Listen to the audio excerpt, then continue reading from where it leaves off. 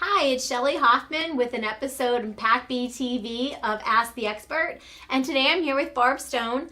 Barb Stone is owner of Build Your Path. It is a personal and development company that she started. And Barb, can you give us a little bit of your background? Maybe it'll help us understand exactly what you do and why you do what you do. Okay, sure, Shelley, and thank you for having me. So I started this business probably at the end of 2018. I had a career in manufacturing of 26 years, and through the process, I realized that there was really something more that I wanted to do in my life. I mean, you get to being successful, and you know, but it's like, what can we do, and how can we really give back? And through the 26 years, I had become a widow. I had health issues. And then probably about 5 years ago, I started really looking at what could I do for myself to really get the tools in the toolbox. So that led me to start studying resiliency, positive psychology, and then start thinking about how can I bring this into the manufacturing work environment. And didn't go very well. Well, I was just thinking in my head, what is the manufacturing work environment, that you felt it needed those tools? And it's a general, statement, but at the same time, like, was it because you were changing who you were and they weren't accepting, or? Yeah, I think it was me. I was really on a self-discovery of who I was. I had always been in senior leadership, so I've always coached. My leadership style had been to really get people involved into the process so that they could really develop themselves. But I'm just, people change. Their direction, their purpose, their discovery of who they are changes. And I was going through a change. After I finished my MBA, I immediately got into manufacturing. And my purpose was to make a difference, climb ladders, and I started realizing that, that's not what it's all about. Do you find in our society a lot of times we were of that mindset to climb the ladder, and people are kind of changing, like there's got to be more? Absolutely. And I mean, that's really part of what I do with my clients is that, we need to really discover what is our purpose, what is our plan, what is our passion, and how do we want to live it? It's not about the money, and that's what a lot of people think. Oh, okay, it's about the money, and I'm going like, it's really not. It's really about who you are, that inner authority, and how do you want to show up in this world, and how do you want to impact the world? That's really what it's all about.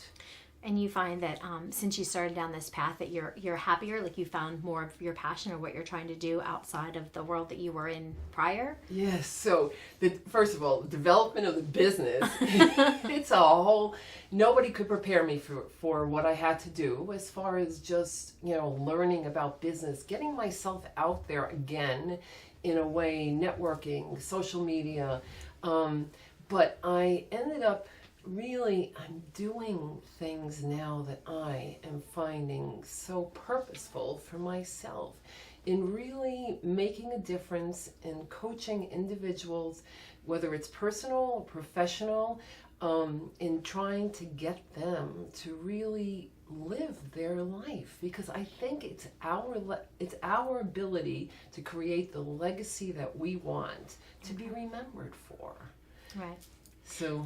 Well, and they say a lot of times people will follow a person who went down that path. So when you say you had to learn to create a business, you had to learn the social media, you pretty much had to get out of your comfort zone, right? Yeah. So, I end up, one of the things I really like to bring up is that I'm first full generation American.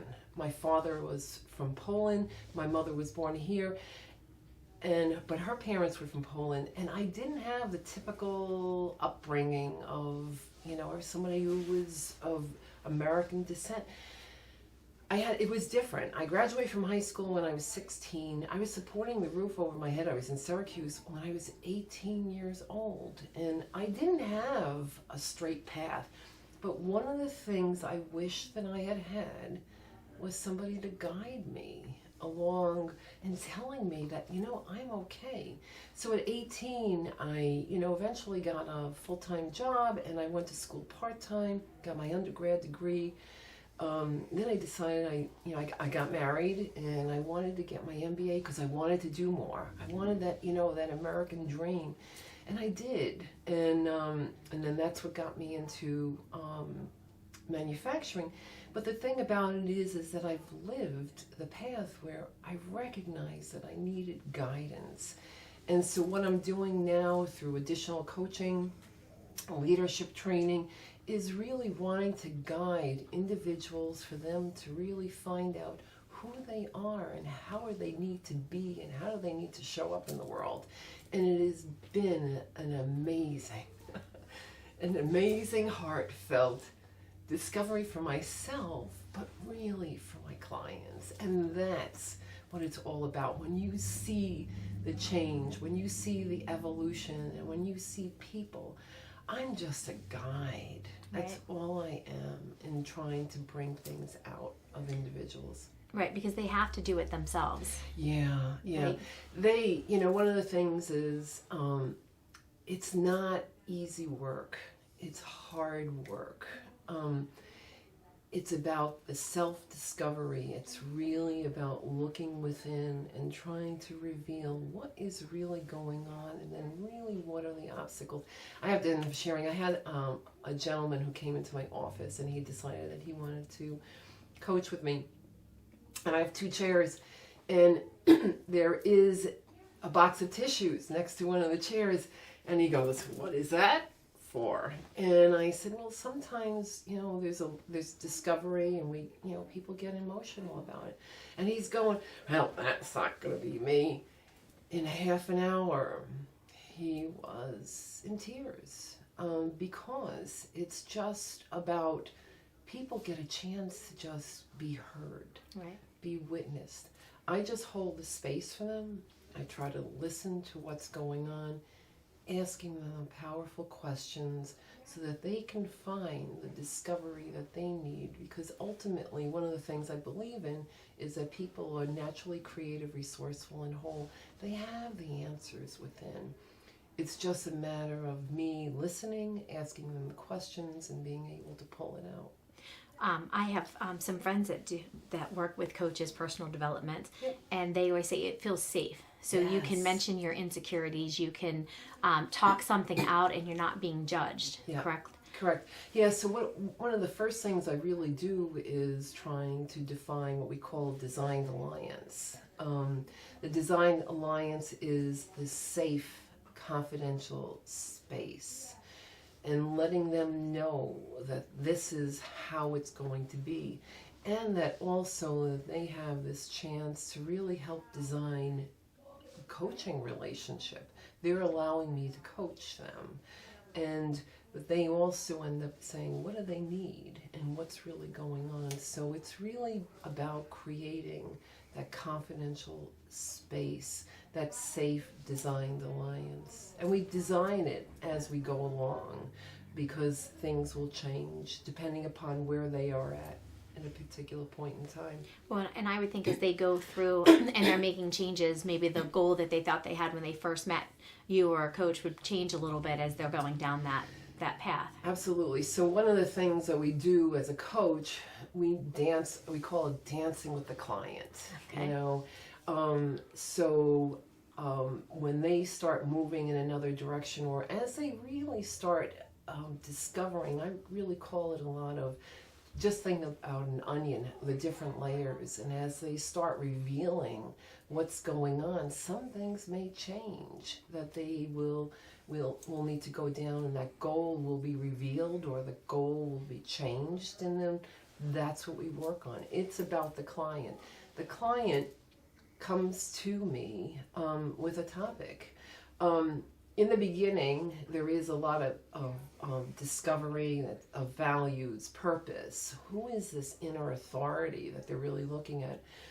We'll go through that. But ultimately, it's for me to help guide them and that they need to bring the topic because it's about the client. It's not about me helping them. Do you find that you do some accountability with them? Oh, absolutely. So, the process of coaching is really about the self-discovery. It's really about creating the vision for where they want to be. It's creating that path, and then also the action items. But one of the things that they need to be able to do is actually follow through on that. So it will be an accountability. One of my individuals, we had an assignment, and they came when they came to see me the next time. I said, "So, how'd it go? How was that?" I asked them to do the victim story, an overcome story, and their greatest story. And they said, well, I left it at home. I didn't bring it. And I said, okay, well, so tell me a little bit about what went on, for you when you were doing this. And then eventually it came out, it was too hard for him to do. And I said, okay, so let's talk more. So we really talked more about why he wasn't able to do it. And then because I am holding him accountable for it, because it's just part of his process of being able to do it. And after that, he was like, I'm going to do this now. Yes, so I have to be accountable, because really, just think about it. In our lives, we need somebody to help us be guided, and then also, hold our feet to the fire and saying, hey, I want to make this change. But when you can be accountable, I have had one client where she really recognized that at the end of the day, she needed to do her reports, and she was just having a hard time doing it. And I said, so what do you need? She says, I need somebody to hold me, tell me I got to do it. So at 5:30 every day, I was texting her and saying, hey, how's it going? Did you get that report done?